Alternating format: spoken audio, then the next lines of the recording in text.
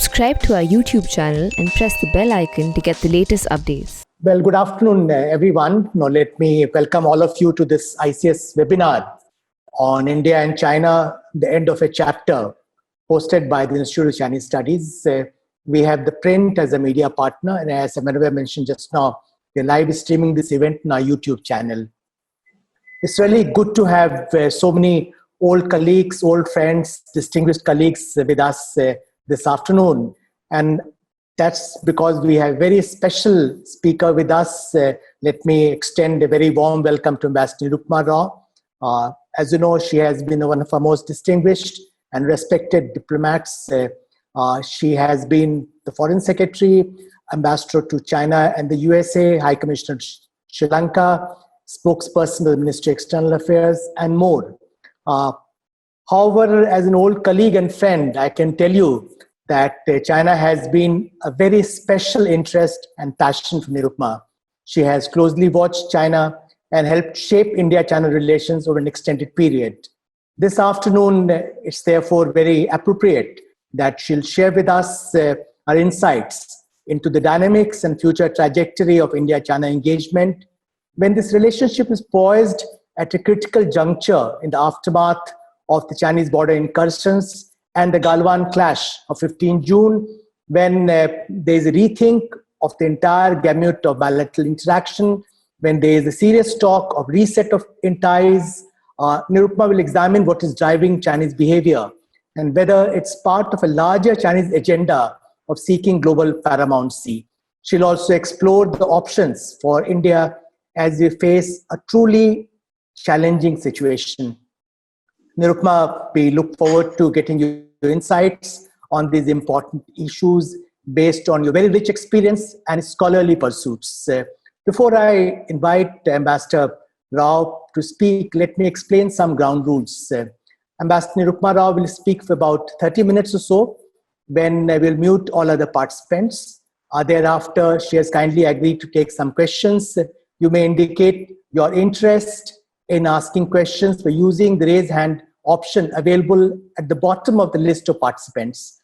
Questions can also be sent to me through the chat option, which is also there on the menu on your screen.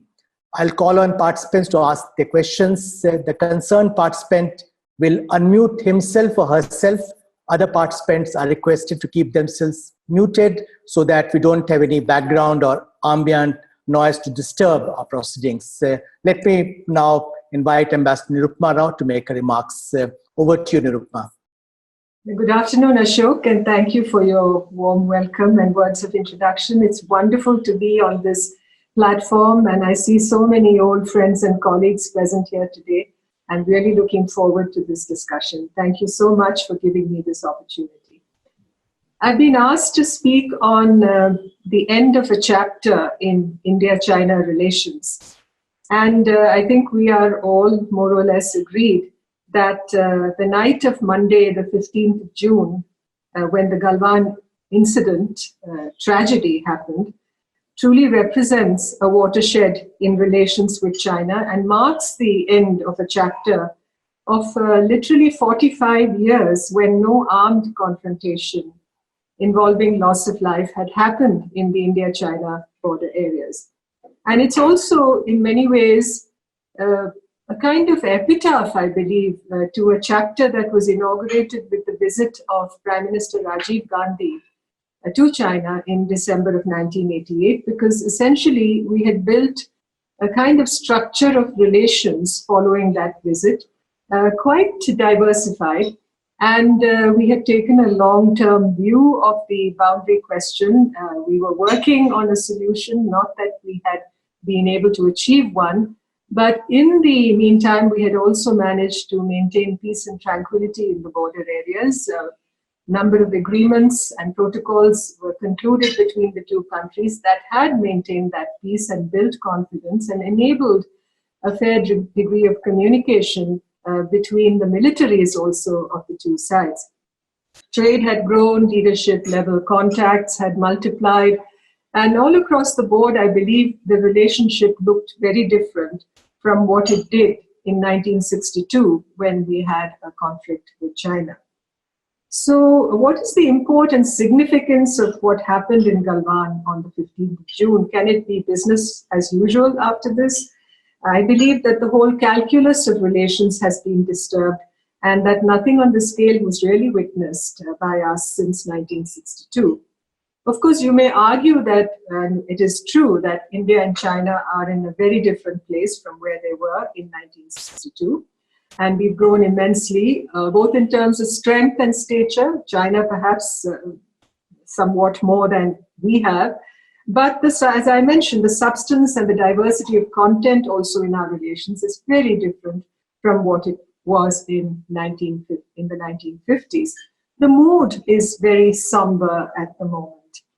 And I've argued in the pieces I've written after the incident that cool-headed thinking is the need of the hour, because a reincarnated battlefront with China cannot really be blindly embraced, however much national pride and prestige are at stake. So the implications of the choices that we make now, when I say that the calculus of relations has been disturbed, have to be carefully assessed. We need, obviously, strong political direction, a mature and responsible deliberation, and very coherent thinking, because only these can be the keys to the handling of the situation. Lots of people have tried, and all of us included, have tried to understand what the reasons for recent Chinese behavior are concerned. Everybody, of course, uses the terms muscularity and assertiveness as attributions for recent Chinese behavior. Some say it's reactive assertiveness, some say it's insecure assertiveness, some say it's imperious assertiveness. Probably it's a combination of all these things. But two facts are certain. The Chinese are buoyed by their military and logistic and infrastructure resources and an opportunistic foreign and security policy, which has more than a leavening of expansionism, are going ahead ostensibly in the defense of their national sovereignty to show a very muscular attitude in reinforcing, as far as we are concerned, the line of actual control, their claimed line of actual control in the India-China border areas, particularly in the western sector of the border. The other fact, of course, is that India's presence in areas along the line of actual control is much more visibly asserted today because of improvements we have made to our infrastructure and the higher operational alertness of our military personnel. So these two, when taken together, have made for a kinetic additive to a situation where the two countries have differing perceptions of the line of actual control in some areas. It's variously said there are about 11 pockets along the line of actual control in the western sector where such differences exist, about 2 in the middle sector and about 4 to 5 in the eastern sector of the boundary. But it's also difficult to deny that China has paid short shrift to a factor of sensitivity in dealings with India across several fields. And that has led to an erosion of mutual trust that we have witnessed in recent years. It's interesting also that Xi Jinping, during his informal summit, one of his informal summits with Prime Minister Modi, spoke about taking a correct view about the relationship and understanding the threat perceptions from each side. Of course, the Chinese are not very open or transparent in their dialogue with us on such matters. But we are dealing with China that is quite a different country from the first generation People's Republic that we saw in India in the 50s and 60s of the last century. And nationalism is the wolf's milk that a whole generation of post-Tiananmen youth in China has ingested. And they don't seem to realize that their newfound strength must not be seen as bullying and provocative. It's as if they have a sense of entitlement in the power of their strength and resources. They're very much in the position where, I remember Cecil Rhodes saying that when Imperial Britain was at its zenith, that Britain won the first prize in the lottery of life. So the Chinese seem to think that they won that first prize in the lottery of life. And it can be very intimidating to the rest of the world. It's not just that India has been at the receiving end. Even countries like Sweden and Norway, I mean, perfectly vanilla-hued relations with China in the past, and today even they're at the receiving end of Chinese intimidation. And Canada is another country that I'd like to mention. So obviously all this is not winning them friends and influence.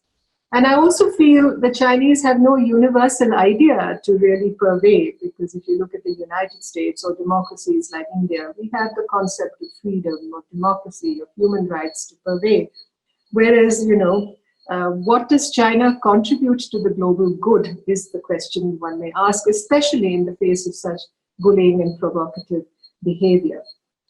As far as India is concerned, I believe post-1962, the distrust of China has not evaporated, and it's embedded in the Indian psyche. We've tried to craft a modus vivendi with China that has avoided a slide into conflict and confrontation, but that approach has undergone a severe stress test, as we know, with Galwan. Now, you can argue that there are two ways of handling China at the moment. One way, of course, is to look at a complete break, look at disengagement, and look at the coalitions, the countervailing coalitions that we can craft with friends and partners. A lot of our friends have spoken about it, and I need not go into detail. But, whether it's not just on military and security policy, but you can argue on trade, on investment, on innovation, on issues like 5G, and a host of ideas and concepts come to mind in this connection. So obviously that way is open, and that is not something we need to set aside or disregard. But I think for a country like India, where balance is always at the core of whatever we do, I don't believe we can avoid sober, calibrated, studied diplomacy also with China. Because diplomacy is as ancient as war, and sometimes it does, and many times it has won over the battlefield and builds more secure futures than conflict does. And given the fact that we share this very long border of almost 4,000 kilometers with China, just the line of actual control is a little over 3,000 kilometers. So we can't really turn our backs on China completely, but we have to see how we deftly manage the situation that confronts us, not only in the border areas, but also all across the spectrum of bilateral relations. Now, as I said, we've not exhausted those avenues for diplomacy with China. But at the same time, managing the public debate on the whole relationship will also be a challenge that we will have to address. At the same time, I feel that the public debate cannot drive diplomacy as far as our responses are concerned. But the language of Chinese diplomacy, if one talks about diplomacy from their side, essentially remains, I think, the language of the long march. It's imbued with a style that reeks of suspicion and secrecy. It's often hectoring. It aims at restoring Chinese greatness. There's a historical memory of the wrongs unleashed, humiliation at foreign hands. They've resolved that they will never go through this again. And just looking at the statements that were issued after Galwan, it's interesting to see while State Councillor Wang Yi, Foreign Minister Wang Yi, speaks of taking the big picture in India-China relations and keeping it in mind and guiding public opinion properly. At the same time, he's talking of the right and wrong that happened in Galwan Valley being very clear, obviously attributing the blame to us. But they're also talking about how the boundary question should be placed properly in the balance of relations. But it cannot escape one's attention that words like provocation, unilateral change of status quo, seriously undermining stability are all being attributed to India. And this is a residue from Galwan, but it's a residue that is obviously not going to be washed away so easily as far as the Chinese attitude to India is concerned. And a lot of Chinese language media after Galwan and writings by Chinese analysts who not only look at South Asia but look at China's strategic overview globally are concerned, have been talking as if to suggest that China does not see India really as a friend or partner, but more as a strategic adversary, and that it's time for China not to cede even an inch to India, that India is a country that always raises issues with China, asks for more each time. It's a country that cannot be trusted, even though a lot of people say that we, India, are essentially a secondary strategic direction as far as China is concerned. The primary strategic direction being the eastern seaboard of China and the relations with great powers like the United States. But for us, obviously, the challenge of China has to be met in many ways. And obviously, aggressive rhetoric won't bail us out of the situation. We have to deploy our diplomatic assets deftly. It calls for maneuverability. It calls for nimbleness. Our partnership with the United States is obviously a valuable asset. Over the years, we've built undergirding of an institutional framework of relations with the United States, which is certainly of a high yield nature. It has stood us in good stead, and that is something we need have no doubts or hesitation about in pursuing more assiduously. And it is time that we ensured more high visibility to the strategic and defense interaction that we have with the United States. I noticed that the aircraft carrier Nimitz and our Navy have conducted some naval exercises near the Andamans, according to a press release from yesterday. So, and there is great, as we see, leadership level trust also between Mr. Modi and President Trump. We'll have to see what the presidential elections in the United States bring, of course, by the end of the year. But our naval and maritime cooperation and, our peninsular coastline is our unsinkable aircraft carrier, together with our island chains like the Andaman and Nicobar and the Laccadives.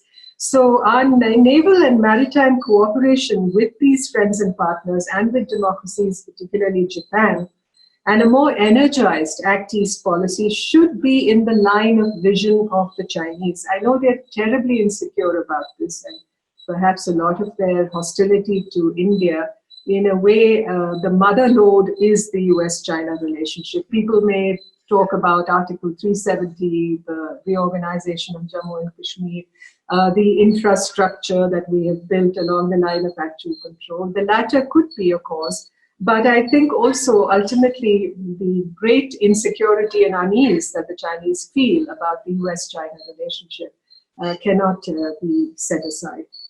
And we should understand that we have much to gain from that relationship.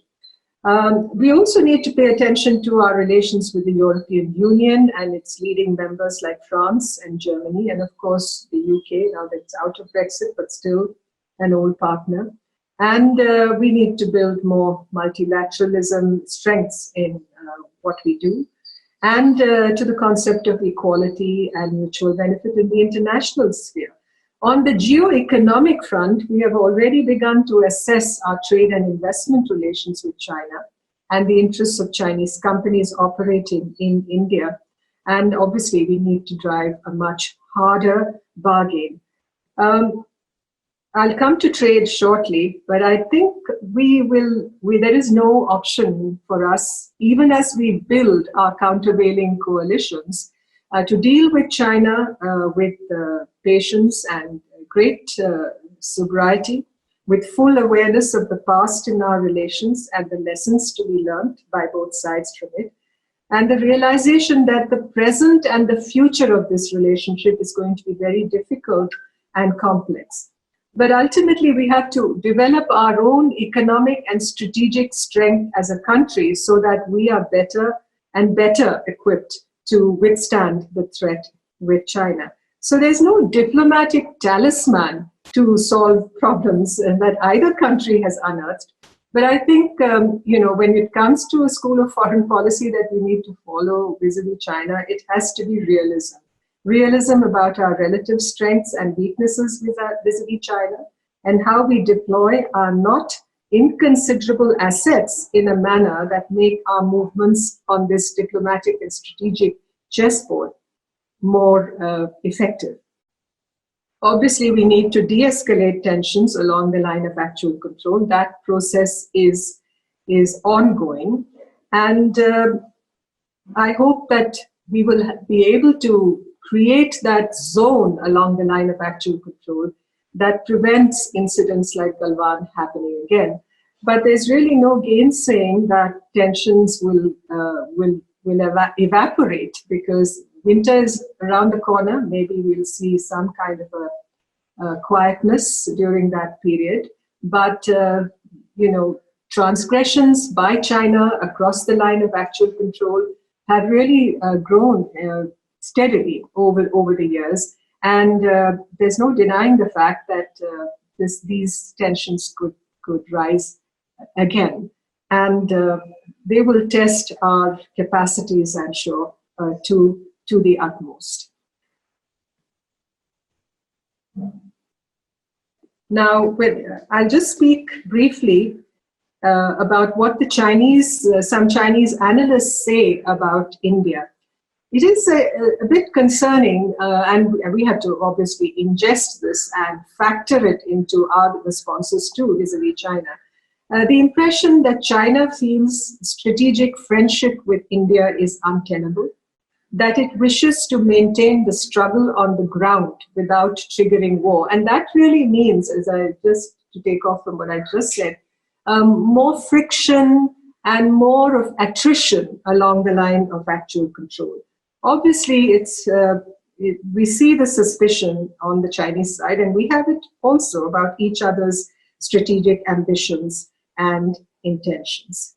But ultimately, I think we need a peaceful boundary with China. I mean, we have a lot to fulfill internally and complete our external balancing. But it's not going to be easy, because we are dealing with a China that is striking numerous self-goals with its hyper-jingoistic attitude, diplomatic opportunism, military adventurism. We need, as one of our retired army generals said recently, a strategic rebalancing. We need to create more capabilities on the military front. And we will have to be prepared to deter Chinese aggressiveness along a number of pressure points. Our infrastructure along the line of actual control, the building that we are doing, will have to be completed. I know about, out of the 73 roads that we planned to build along the border, along the line of actual control or in areas close to it in Ladakh, 62 have been completed. That, I think, will have the completion of those projects, remaining projects will have to be taken up in mission mode, really.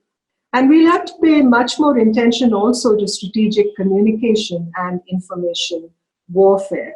On the Chinese side, even if we say, a lot of people say that 2020 is not 1962 and that we have a much better prepared and battle-hardened army and defense forces than we had at that time. But we must remember that the Chinese capabilities are much more networked, especially as far as cyber and information warfare, the C4 ISR, as they call it, the command and control and communication and computer capability together with intelligence, surveillance, and reconnaissance. And I think on our side, on the ISR side, on information, intelligence, surveillance, and reconnaissance, I think we really need to hone our capacities. So even as the Chinese may say that we need to overcome the differences that have arisen in the relationship and turn it around as soon as possible and look at the big picture, maintain peace and tranquility, and disengage expeditiously, I think we will have to take all that at face value and understand that the challenge has not gone away, that the struggle is going to be indefinite, and the future does not look very promising in that relationship. And As far as trade and economic relations are concerned, I know that, as I said earlier, that the government has taken a number of steps to see how we can balance that relationship better and to look at the areas, especially which impinge on our security and national interest as far as Chinese presence in India is concerned. The frustrations with China on this front are not new. Trade relationship is grossly imbalanced, and we have a justified grievance about China's reluctance to open in sectors like IT and pharmaceuticals, the non-tariff barriers that they have imposed on us, the huge trade imbalance. In the meantime, the Chinese have made much inroads into our economy, and the growth of Chinese investments in India since 2014 has in a way changed the nature of the trade relationship, because you see them in manufacturing, in infrastructure, in energy, automobiles, consumer goods, real estate. And the tech giants like Alibaba and Tencent, they are some of the new entrants into the tech sector and the startup sector. Alibaba and Paytm, Snapdeal, Big Basket, Zomato, Tencent and Ola, Flipkart, Baiju, and Swiggy. So these are, some, and the mobile phone company, Xiaomi, is another big investor. So they're looking at a long-term presence, obviously, in the Indian market. And one of the studies by Gateway House in Bombay recently mentioned that Chinese funding to Indian technology startups has made an impact disproportionate to its value, given the deepening penetration of technology across sectors in India, that China is embedded in Indian society, economy, and the technology ecosystem that influences it. And you look at the Chinese smartphone presence in another 2 or 3 years, it should go over 50%, and it's going to spread into many sensitive areas along the border, especially in our northeast. And I think we have to weigh these impacts very, very carefully. But so therefore, the dependence on Chinese goods and growingly, you've seen the rise in Chinese investment. All this has made a huge difference. Unfortunately, our own Make in India revolution has not gathered critical velocity, and the relocation of substantive supply chains is not really going to be easy to India, given the state of affairs as far as the business climate is concerned. So we have a long way to go to upgrade our infrastructure, including our ports, improving labor productivity, the ease of doing business. And we have a trend towards economic nationalism in the country. And that is a bit of a contradiction, because how do we build our capacities unless we also think of the virtues or the advantages of more globalization, without China, of course. So there's need for more coherence and credibility and a less of a muddling through, I think, in the building of our capacities. And the special stress created by the pandemic doesn't make things easier for us, because we have to address, and also we have to address the agitated public mood in the wake of the recent confrontation. So it's a wide spectrum that we are looking at: external balancing, the partnerships that we have to strengthen further, the kind of actions that we need to take to secure advantage and to build more capabilities. At the same time, the whole process of transformation within that still remains incomplete. If we have to build the strengths, I remember that at a point of time 30 years ago, where India and China were essentially equal to each other in terms of economic capacity, and how our paths have diverged since then. Many lessons to be learned from that also. So as I'm sorry to have presented a rather gloomy picture, but I think most of you would understand where I'm coming from. We need a very nuanced and well-defined approach when it comes to dealing with China. as many countries need today. We're dealing with a country that has decided, I think, despite the pandemic and despite all the difficulties that China and the world face today, to display patterns of behavior that are difficult to fathom, but are possibly attributable to this sense of bloated sense of self and over-entitlement, and trying to opportunistically use the kind of disorder that you see globally, especially with the retreat of the United States in some ways, in many ways, I would say, which China has taken advantage of and perhaps misread to some extent also. But obviously, China is taking advantage of these openings to really behave as the new outlaw, really, on the global stage, because there's no respect for international law, codes of conduct, recognized and accepted rules of behavior. So ultimately, I think our solution is, while we seek de-escalation of tensions along the border with China and to ensure that situations like Galwan do not happen again, but also at the same time understand that that chapter in bilateral relations that we had that was the essential operating system for us since 1988, has come to an end. We will have to reduce excessive dependency on China when it comes to imports.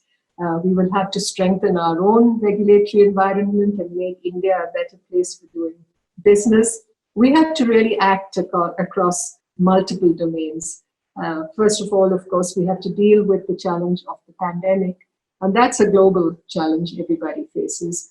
And issues like global health governance, strengthening multilateral institutions like the WHO, for instance, is something that India should pursue. In that sense, we perhaps diverge somewhat from the Trump administration, but then every country has to look out for its own interests. I've not mentioned issues like Tibet and Taiwan, which are core interests for China, but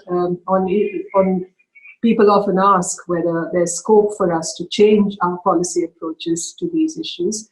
Maybe we can discuss this during the question and answer session.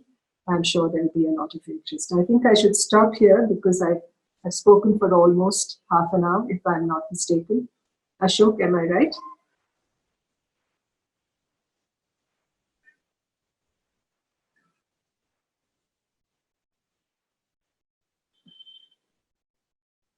Ashok?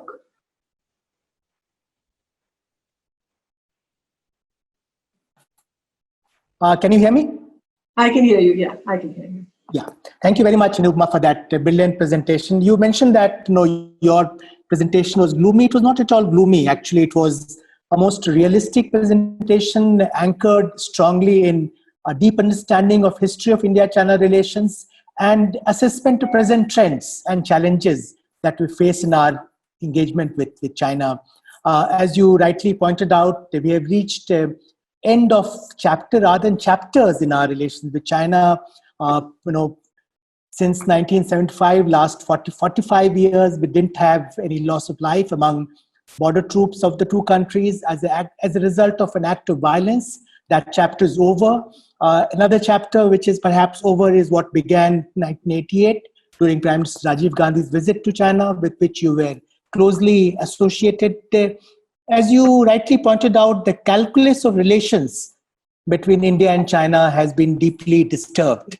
And today we are dealing with a different China, a China which is more assertive, a China which is intent on committing self-goals, a China which is hyper-nationalistic, a China which has, as you put it, a sense of, bloated sense of entitlement, which is driving its policy. On our side as well, distrust or mistrust of China is deeply embedded, and it has become much stronger in the aftermath of what happened on the night of 15-16 June in Galwan. So what is required today, as you rightly argued, is a nuanced and well-defined approach towards China, deployment of matured diplomacy vis-a-vis that country, while taking on board, strong public sentiments, but not letting them govern our policy towards China. I think that's going to be a big challenge. You've given some very valuable, sensible suggestions on how we deal with China in months and years to come. Thank you very much for that presentation. Nirupama, can I use my prerogative as the chair and ask a couple of questions? One question that I have for you, you have been engaged with India-China relations since 1980s. Can you recall any of the situation when the relationship was equally fraught or challenged? How will you compare the current crisis of the Wangtung incident of 1986 and its aftermath, which you helped handle at that time? What will be your comment? Yes, Ambassador Nambiar is also here, so he handled that issue even more than I did. I was director at that time in the East Asia Division. Yes, I think the world of Sundarongchu was a very different world from the world of Galwan, or even the world of Doklam, I would say. I didn't mention Doklam in my remarks, but obviously it will come up in the discussion, I'm sure. Sundarongchu was, in many senses, also quite serious. It was an infraction which was a serious transgression into our territory. But we were able to, in a sense, secure some strategic advantage in that area because of the heights we came to occupy over Sundarongchu, which caused the Chinese endless trouble and discomfiture, let me say, and they never lost sight of it in all the diatribes and the protests that they directed against us. They told us we were jockeying for positions. And this, this obsession with securing dominance, I think that we see as a strain, a skein of Chinese behavior throughout, wherever, these incidents occur. And it took about 7 years for that problem to be resolved, as you know, the Sundarongchu standoff to be resolved. I think the world of Sundarongchu was also very different because, we live today in a universe of instant communication, of cyberspace, of social media, of 3 a.m. tweets, and policy often gets driven by the amphitheater. That was not the case in Sundarongchu. I mean, even less than 1962, because in 1962 we had the white papers and we had constant, focus on the differences with China. But in the case of Sundarongchu, somehow the mood was far more modulated, I think, and that in a way helped to keep tensions from boiling over, and also perhaps one can argue violent, really bloodshed from happening. What happened in Galwan, of course, we'll have to dissect really what went wrong, but it was a terrible tragedy, and we avoided that in Sundarongchu. Thank you. Thank you, Nirupama. Nirupama, you have this vantage, you speak from this vantage point of having been an ambassador to both China and the USA. Now, speaking in London yesterday, US Secretary of State Mike Pompeo said that the United States wants to build a global coalition to counter the Chinese menace. There are signs of countries with shared concerns about China's assertive behavior acting in concert. You also, in your remarks, referred to countervailing coalition. Where do you see India fitting into this emerging scenario of countervailing coalition or coalition to counter China's menace? How do we fit in there? Well, I think the United States certainly hopes that Barkis or India is willing as far as this is concerned. I think, as I think our former Foreign Secretary Vijay Gokhale said last year, I think it was, that we practice alignment based on issues. And I'm sure that even when it comes to building this global coalition against China is concerned, there will be issues on which we see concordance with the United States and other countries. But I have one note of caution, and I'm not the first to sound this. I think the United States should be careful about not commandeering, the whole what shall I say, leading, this flank or this whole group against China. I think it has to win the support of the countries in the region. And we are the Asians who live here, who have to deal with China on a daily basis. And I'm sure, a solitary voice or voice in the wilderness when it comes to this, because other countries, fellow democracies, the Japanese, even the Australians and the Southeast Asian countries, the ASEAN, which is our primary partner in the region, they will all have well-founded advice to give in this regard. So I think we have to move resolutely, but also we should move carefully. Thank you, Nirupama. Well, I have many more questions, but I should not monopolize this conversation. So let me now open the conversation for questions from the floor. I'll begin by inviting Jyoti Malhotra, National Strategic Affairs Editor of our media, to ask her questions. Jyoti, over to you. Thank you so much, Ashok, and Nirupama. Wonderful to see you again online.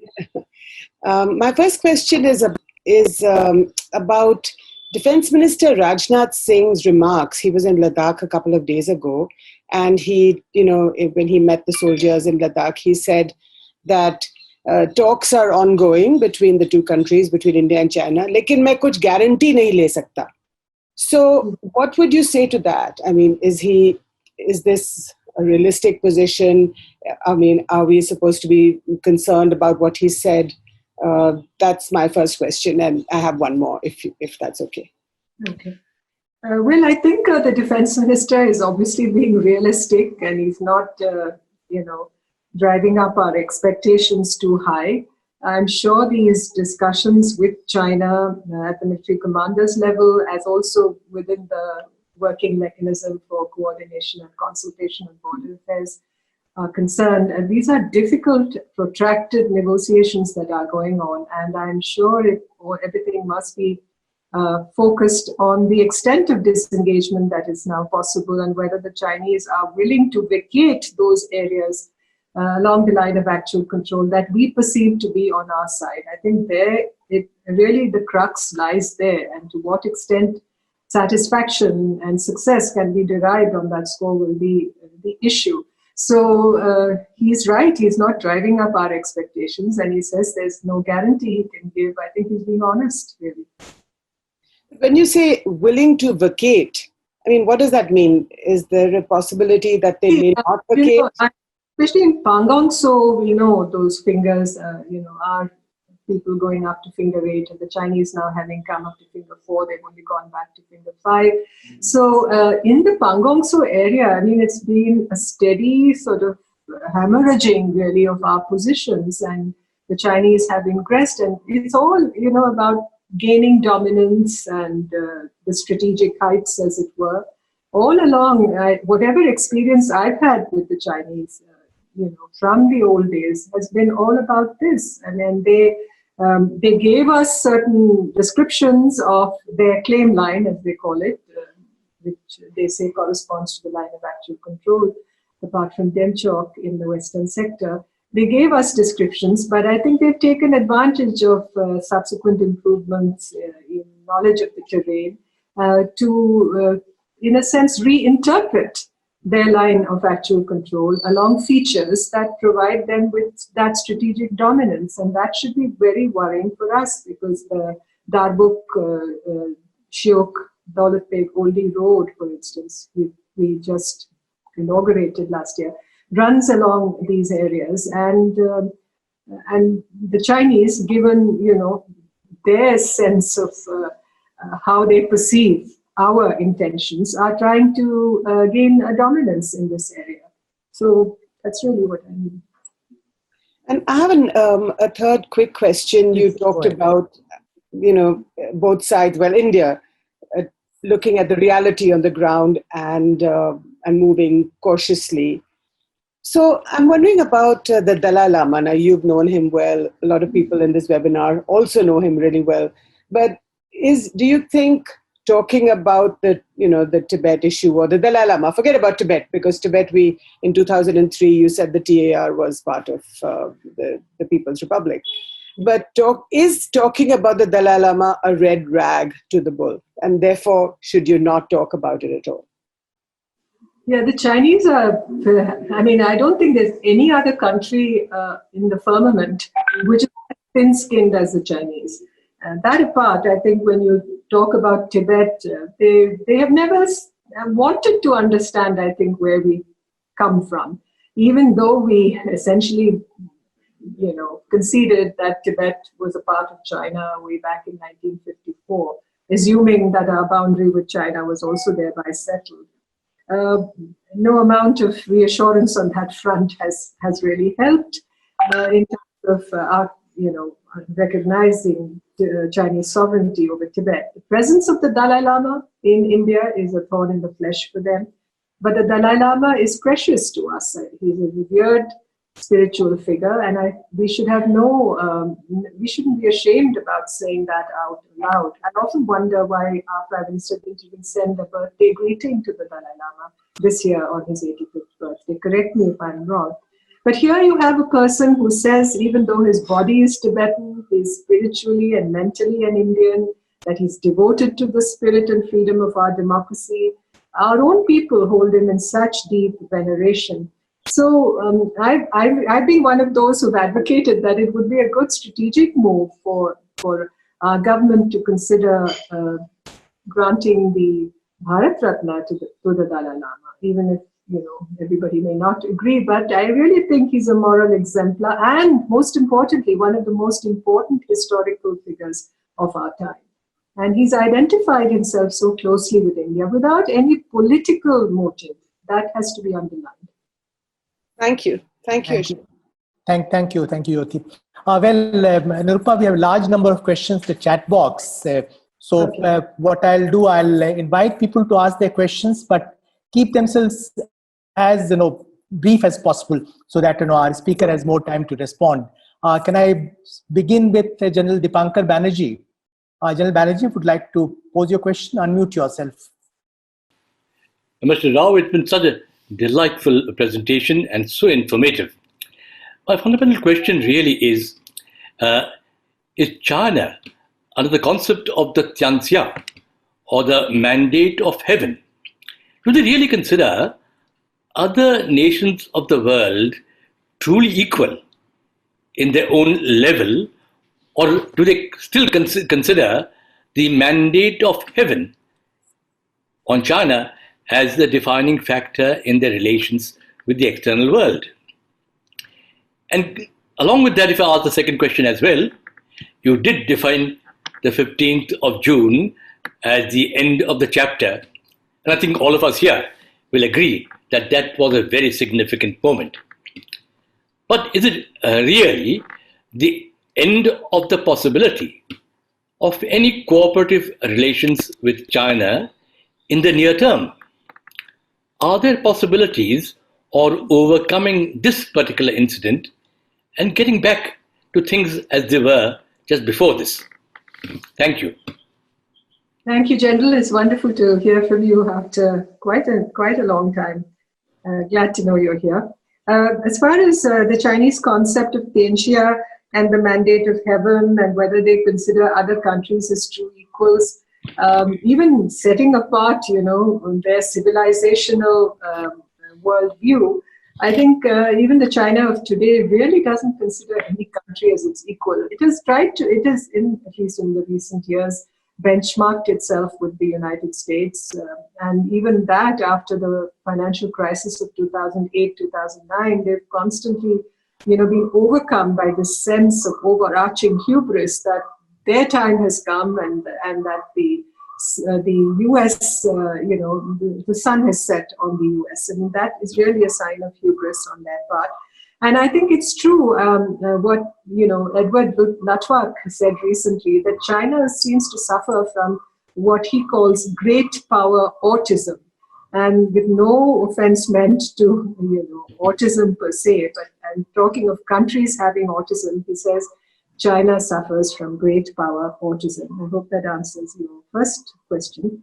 As far as this being an end of a chapter, an end of the possibility of any cooperative relationship with China, Yes, in the near term, I think a lot of our cooperation and our relationship with China is going to be affected, because even if you look at the statements that have been issued after Galwan, ours talk about de-escalation, disengagement, need to observe peace and tranquility.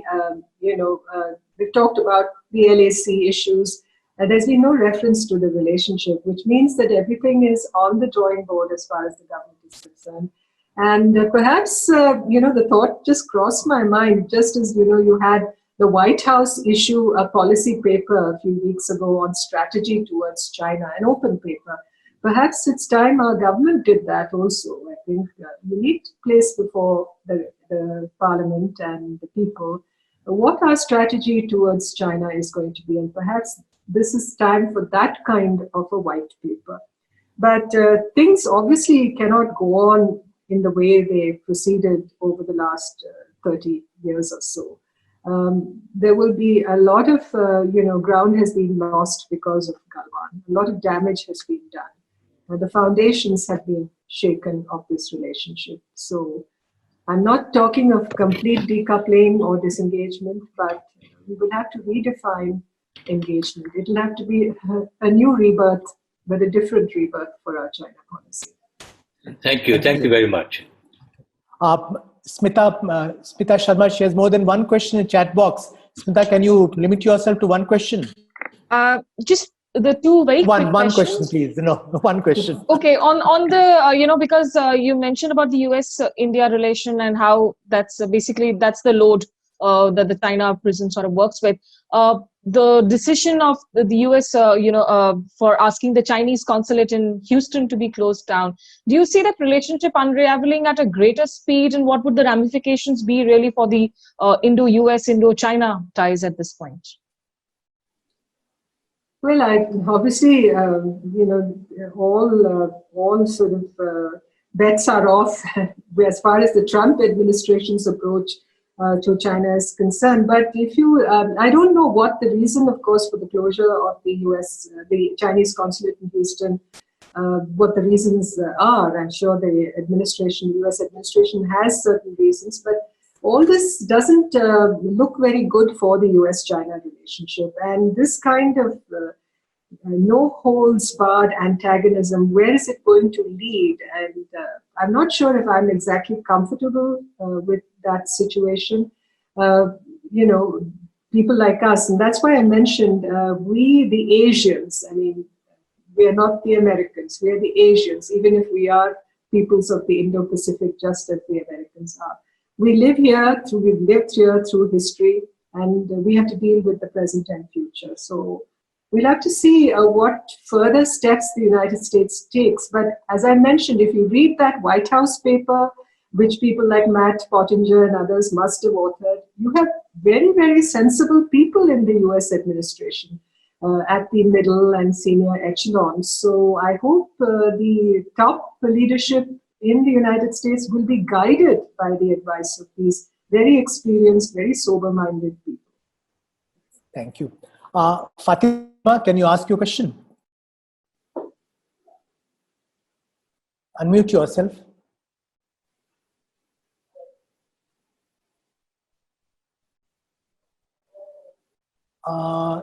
If not, can we go to Asma Masood? She has a question. Thank you, Ambassador. My question is that now as relations, the chapter between India and China, and the old chapter may have closed, a new chapter is being written in Iran-China relations. Can you kindly share your views on this and the impact on India? Thank you. We talked about Pakistan, of course, there's Afghanistan, now Iran. So China is building its own countervailing coalitions, it looks like. I think the announcement on relating to Chabahar port, whatever one reads in the media as to what the Iranians have decided about our involvement in Chabahar and our whole, plans to construct that railway line to the Afghan border, it's really unfortunate that things have come to this pass. And of course, one wonders why the Iranians have taken this decision, whether they've come under Chinese pressure. They're themselves, the Iranians, isolated. They're facing a lot of heat and difficulty from the US sanctions. So the isolation of Iran probably has led to them accepting the Chinese embrace, strategic embrace in that connection. And that has had obviously an adverse fallout in terms of what happens in Chabahar also. Although the Iranians now say they're going to build the railway line themselves. I think it also, should open our eyes to why this sort of delay occurred as far as our commitments, implementing our commitments to developing the port and building that railway line. Of course, you may argue that the US sanctions created difficulties for us, but we had obtained an exception for Chabahar. People say that the devil was in the detail and that we were not able to really get all the approvals we needed. But we don't exactly have a very encouraging record when it comes to implementing projects. We're good at soft power dissemination. We're good at the technical training and capacity building. Maybe that's our real strength. But if we have to really aspire to that kind of great power status, we should be paying much more attention to the speed of implementation, delivery, making that visible impact. Because take CPEC, for instance. It may have very little economic logic to it, but it has a lot of political logic to it. It has high visibility. It has propaganda value. I think there are things we can learn from the Chinese in this regard too. Thank you. Thank you. Saurav, Ambassador Saurav Kumar. Thank you very much. Thank you, Nirupama, for a superb and most eloquent presentation, stressing nuance. I think the key word, as Ashok also mentioned, we have to take away. I want to ask you, you mentioned that Xi Jinping in his remarks stressed the need for a correct view of India-China relations to be taken. What would be your interpretation? What did he have in mind exactly? And you mentioned also, at second point, the sense of unease the Chinese have at Indo-US relations. I want to ask you, would you agree this is a patently unreasonable proposition, intended to put India on the defensive? Indo-US relations are nowhere near as dense as China-US relations, all along. At one stage, they were discussing South Asia, both of them. So this has to be frontally refuted in our strategic dialogue. Politely, of course, not dismissed, because now you have the formulation, each side should be sensitive to the other's concerns. And you can't tell the other what your concerns should be, or that they are unreasonable. But they have to be taken up. Otherwise, we end up being in a defensive state. So I'd like your, thank you. Yeah. Thanks, Saurabh. Well, this is yet another example of great power autism and great power tone deafness as far as the Chinese are concerned. Because, I came across this other thing that Xinhua put out in October 2019 after the Mamallapuram summit. And it quoted Xi as having told Mr. Modi that maintaining and developing good relations between the two countries is China's unwavering policy. And that, and I quote, we must inject a strong endogenous impetus to bilateral relations, correctly view each other's development and enhance strategic mutual trust. He apparently pointed to a lack of appreciation of each other's core interests and the need to prudently deal with such issues. Now, what do you say? This is just seeing the world through Chinese eyes and the gospel according to China.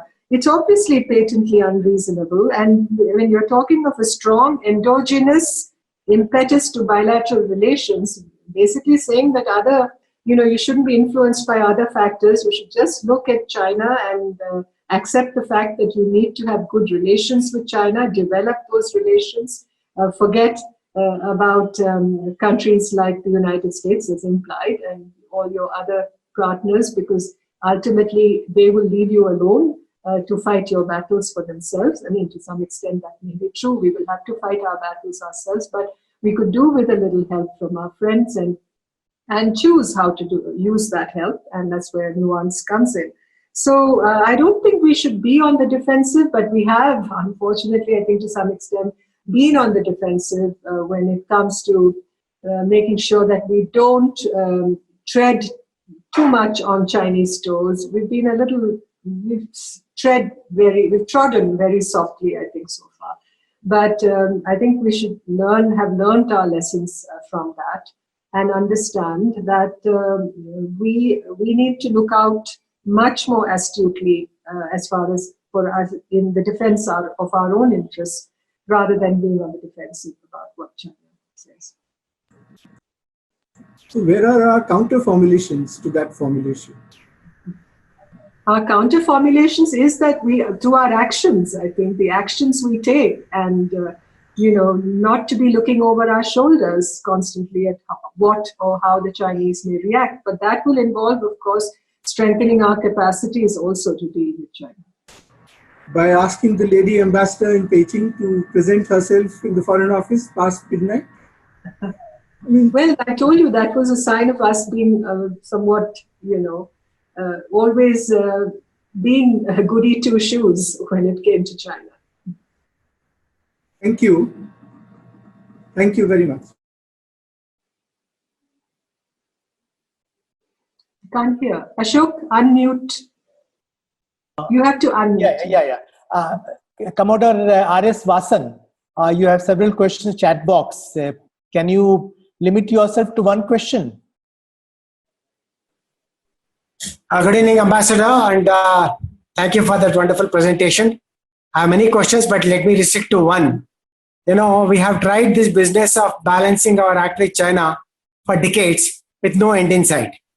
The only beneficiary has been China. It's been a one-way traffic, and therefore I think this is an opportune time for us to move away and not keep on going back to the old ways. That has not helped us at all. Not once have we been supported in any of our international aspirations. The trade deficit is growing. So where have we gained with this so-called balancing with China for over 6 decades? So your comments on this, please. I think it's time, in my opinion, to move away and shape new alliances and relations. I completely agree with you that we have to shape new provide more substance to the partnerships that we already have, and provide more ballast to those relationships. I don't think we would use the word alliance. We haven't gone that far down, although there are people in the United States that perhaps advocate that word a little more strongly after what happened in Galwan. But I agree with you. That's why I said that white paper on what our strategy towards China is going to be needs to be written and needs to be considered and needs to be deliberated upon. You're right. We haven't, got much benefit, but we've managed to maintain peace and tranquility on our borders with China over the last few decades. And that was certainly a benefit. And I think we built a management regime, even to the extent that at one point, in 1996, what Chiang Sai-ming told the Pakistanis, that they need to take a long-term view of this relationship, then that they need to shelve problems that cannot be solved immediately. So we had those high points also in that relationship with China. You can't say that we didn't have any benefit or any gains achieved from the relationship that we maintained with China over these last 30, 40 years. I think all the efforts that many of us in this meeting put in should not have come to that note, I think. I think they were useful, and we must understand that and give them their due place in history. I believe we need to do that. But then, yes, the door is open now. The future is waiting to come in. And how do we mold that future in order to defend our interests more effectively? And so all across the board, whether it's political, economic, infrastructural, investment, multilateral, the coalitions that we want to build, and strengthening our own internal environment. I mean, at this moment, it's all very well to say that, we will take on the Chinese, fight them on the trenches, fight them on our coastline, fight them in the air, fight them in space, and just to paraphrase Churchill, it's all very well to say that. But I think understand also the ground beneath our feet and understand what our strengths and our weaknesses are, and then take a considered decision. Thank you. Well, next I'll invite Ambassador Suresh Goyal to ask his question. Suresh?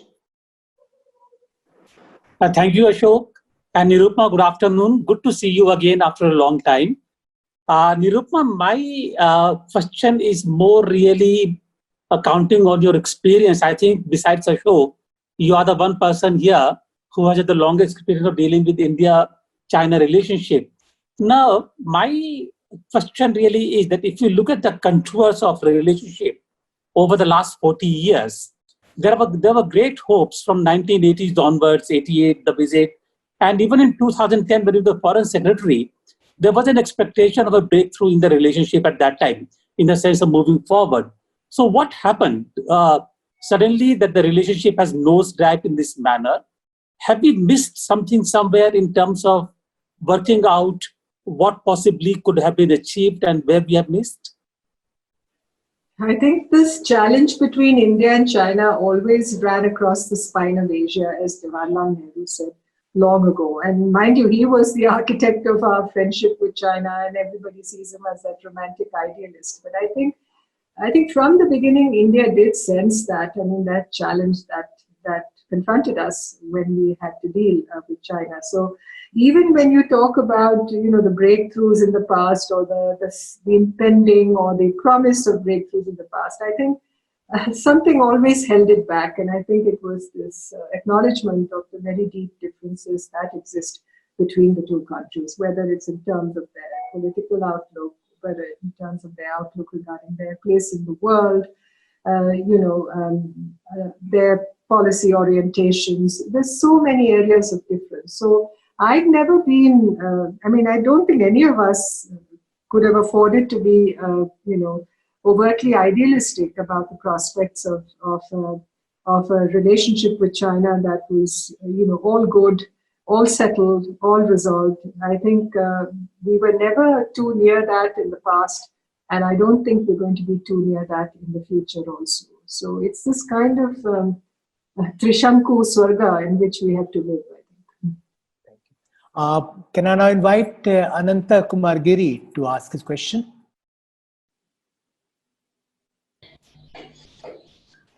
Thank you. Thank you, Ambassador Rao and friends. I had a first question about universality and understanding Chinese civilization. But my second query is in terms of our own neighborhood. Since China is also now inviting Bangladesh and Sri Lanka and Pakistan, now why India is doing? Does India not have a moral and including strategic responsibility to do much more creatively, revive SAARC as an institution of regional development in which India would play a major developmental role? So I request your thought along these lines, please. I definitely think that we need a much more enlightened policy towards our neighbors. I completely agree with you. And but our neighbors have also tried to use various cards against us, the China card being one of them. So I noticed the other day in something I read that one of the suggestions that had been put forward is that, although this may have changed after Galwan, why didn't China and India over all these years establish at least a communication channel between themselves about South Asia? Our intention was always to exclude the Chinese from South Asia.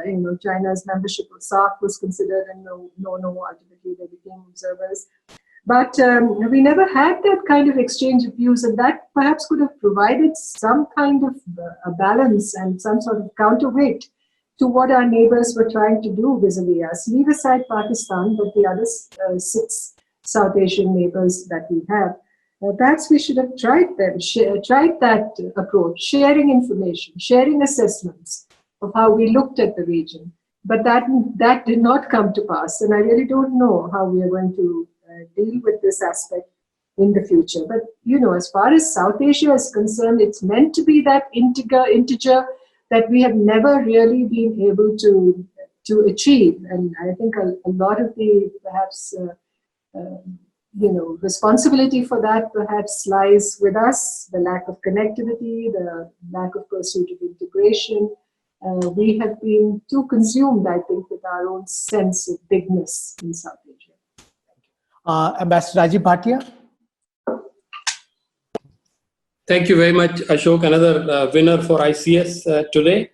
And thank you, Nirupama, for a very insightful and educative presentation. I have to request you to reflect on two of the major powers in the world today vis-a-vis China.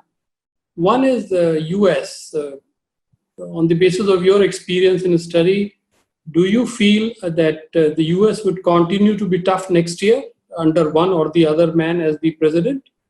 And secondly, in Russia-China growing proximity, what do you think is the place of India, especially looking from Moscow's angle? Thank you. Thank you, Rajiv. Good to meet you virtually on this platform.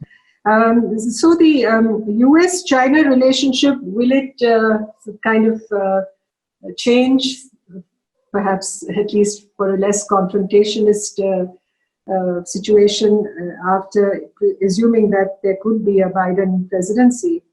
Well, today there's a bipartisan consensus within the United States that you need to understand that the scales have fallen off American eyes, that the Chinese have taken advantage of America's goodness. So it's really, as Orville Schell said recently, a death of engagement in some senses. And there is, among the American people also, a lot of resentment towards China.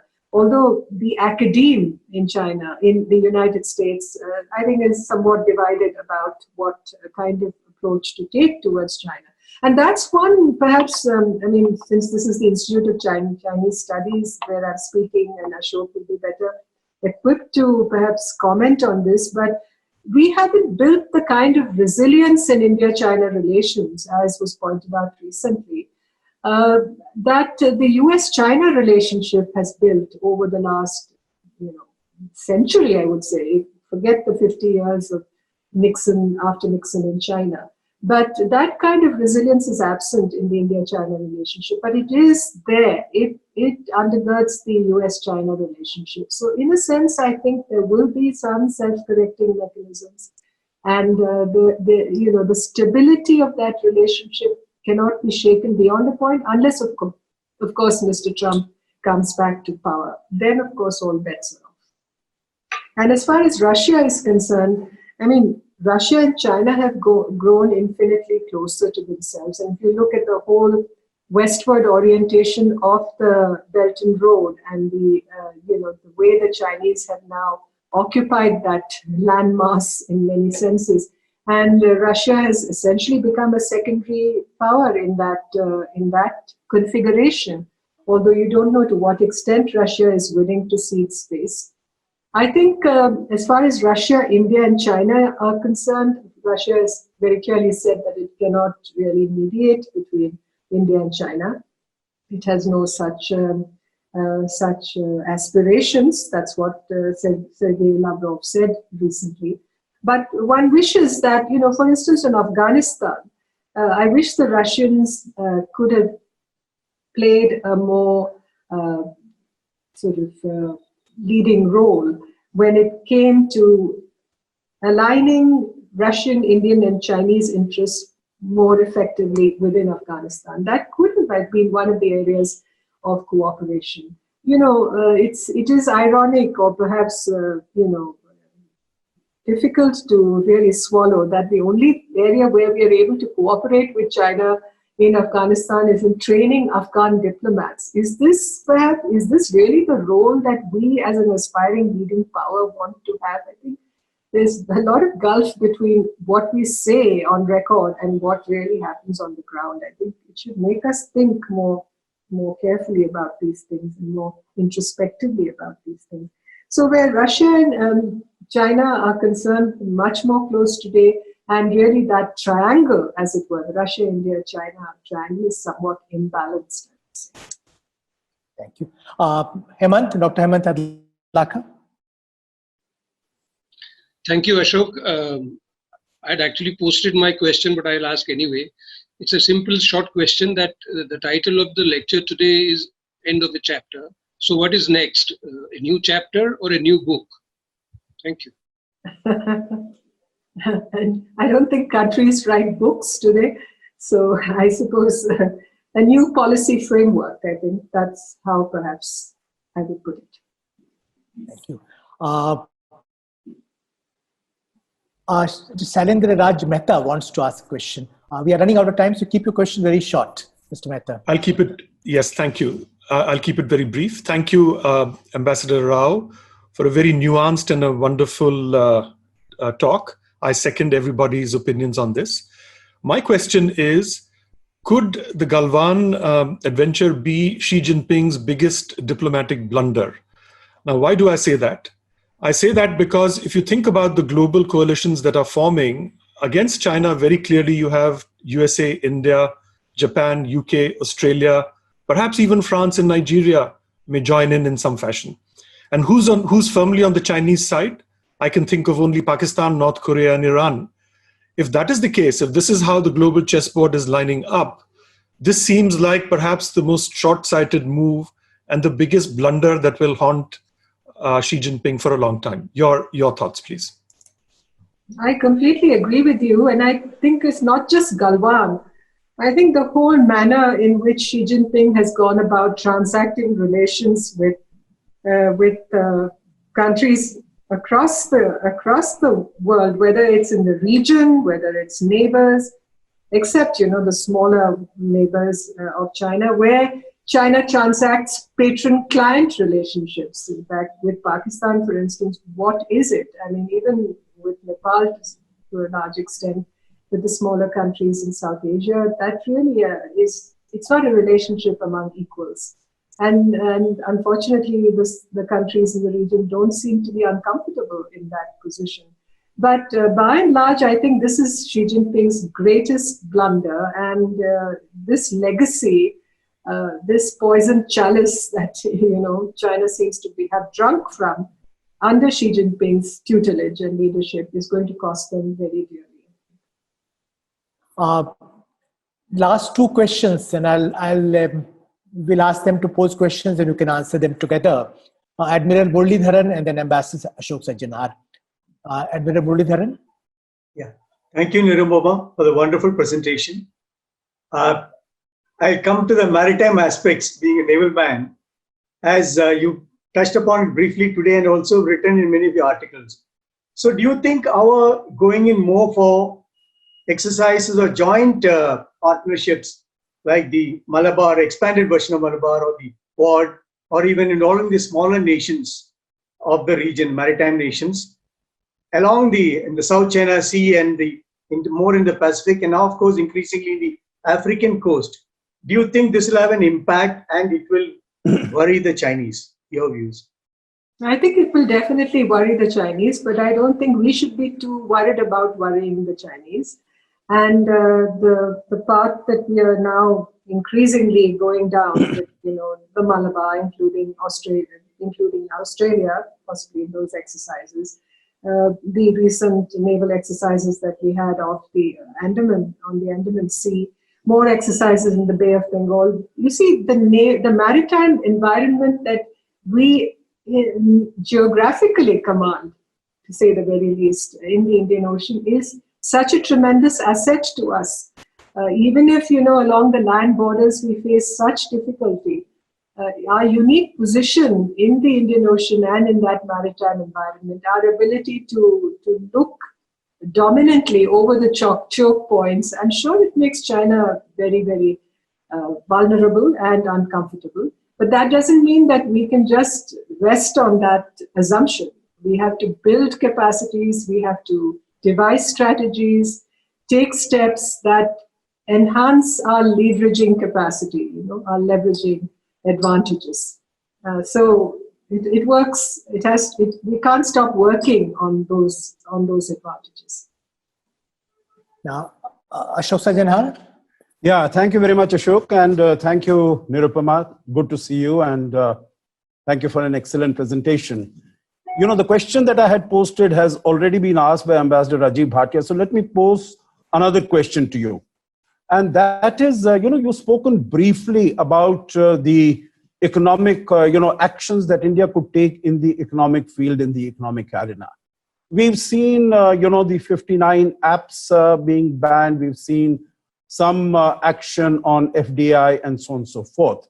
Now, I think the prime, the prize in front of us is banning Huawei and ZTE. Some of the other countries have done it. What is it, do you think, that is holding us back? You know, I've tried to think about it and I thought, is it because our discussions on disengagement at the border are going on? Is that the reason why we are going a little slow, or what is it? Because I think if India were to announce this decision, it would have great resonance in other countries also. Your thoughts? Well, I think that, there is talk of a coalition of democracies to work on 5G technology. I think it's called the Group of 10, if I'm not mistaken. I think we should certainly go down that road. I think involving Huawei in our 5G plans and their implementation should certainly be a no-no, and I think the government should go the way that the British have done. 6 months ago, nobody would have assumed that the British would have gone down that path, but they have, and there are reasons for that, and Chinese behavior has certainly not contributed to our confidence about China, and everything points to very strong connections between Huawei and the Chinese defense and security establishment. So we have to look out for our interests and certainly prevent Huawei from participating in the development of our 5G connectivity. So we have to work with other countries to build that level of technology and innovation. I've often wondered, and this may sound, a bit, too idealistic, but given our strengths in information technology, my own wish was for many years that the government of India should have declared our IT sector as a strategic sector. We have not been able to develop its strategic strengths to the extent and the potential that is inherent in the levels of skills and the knowledge that we have in this sector. So I think we should be looking at that. But yes, we need much closer coordination with countries outside to build those strengths, and I think it's time to really cut the cord with China. Well, thank you very much. We have many more questions. We have several raised hands. My apologies to all colleagues that will not be able to accommodate them because we have already run out of time. We are in fact beyond the time we were allotted for this seminar. So let me conclude here by thanking Ambassador Nirupama Rao for a brilliant presentation. Nirupama, you started with a question, India and China, the end of a chapter, but you gave a very categorical answer that we have indeed reached end of a chapter which lasted for more than 3 decades. As you put it, foundations of India-China relations have been badly disturbed. We need to rebuild this relationship. We need to come up with a new policy framework for resetting our ties with China. You've given a number of very sensible ideas on how we go about that very serious business. There's no choice of, no option of not engaging with China or decoupling with China, as you pointed out, but a fresh set of rules for engagement with China. Will continue. In the meantime, thank you very much, Nirupama, for your presentation and the way you dealt with various questions. Let me also thank all the participants. We're very fortunate to have a large number of very well-informed, enlightened, colleagues who took part in this discussion, adding to the value of conversation we had this afternoon. And this is one dialogue which will continue under the aegis of Institute of Chinese Studies. So thank you very much, everyone. As I mentioned earlier, this dialogue was being live streamed on YouTube. We'll also put the recording of the conversation on our YouTube channel, as also on the YouTube channel of a media partner, ThePrint. So you can refer to this at your leisure in future as well. Thank you very much once again. Thank you so much, Ashok, and thanks to everybody who's here today. Stay safe, stay well. Thank you.